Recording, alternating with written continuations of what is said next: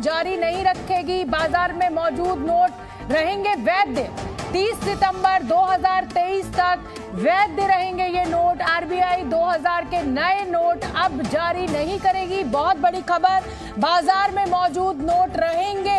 किसी भी तरीके की अफवाह पर विश्वास ना करें। आरबीआई ने ये साफ कर दिया है कि अभी ये 2000 रुपए के जो नोट हैं ये वैलिड रहेंगे 30 सितंबर तक, लेकिन जो नए नोट छापने हैं अब उनको आरबीआई जारी नहीं करेगा। 2000 रुपए के नए नोट अब बाजार में नहीं आएंगे, लेकिन जो मौजूदा नोट है, जो बाजार में इस समय नोट है, वो वैध रहेंगे। तो किसी भी तरीके की पैनिक सिचुएशन में ना आए। 2000 रुपए के जो नोट है वो अभी वैध रहेंगे। नए नोट आरबीआई की तरफ से 2000 के नहीं आएंगे। तरुण शर्मा हमारे साथ ज्यादा जानकारी लिए हुए जुड़ रहे हैं। तरुण जी, जैसा कि मैं अपने दर्शकों से भी कह रही हूँ कि कोई पैनिक सिचुएशन नहीं है, अभी सितंबर तक ये नोट वैलिड रहेंगे, लेकिन क्या वजह आप देख रहे हैं इतने बड़े फैसले के पीछे?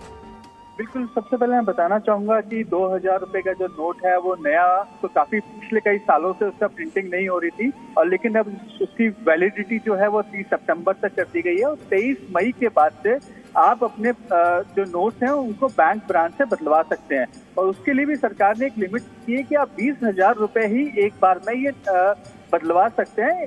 ये लिमिट सरकार की तरफ से रखी गई है, और ये भी कहा गया है यदि आप बैंकिंग करस्पॉन्डेंट के जरिए यदि पैसा बदलवाते हैं तो उसकी लिमिट 4,000 रुपए ही होगी।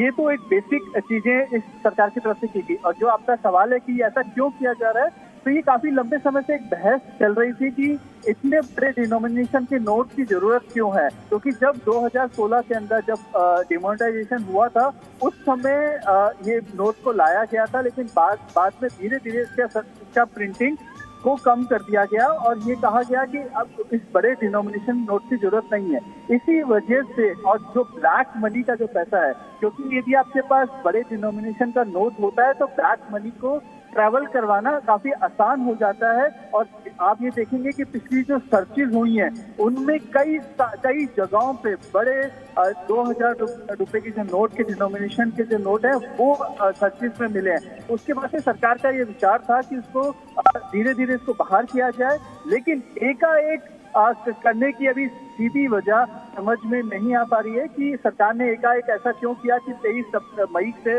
ये शुरुआत की जाए और 30 सितंबर तक इस चीज को पूरा किया जाए, क्योंकि ये सिचुएशन जो है वो डिमोनेटाइजेशन वाली सिचुएशन हो गई है कि आप एक लिमिटेड समय में अपने पैसे को लेकिन तरुण जी जाहिर सी बात है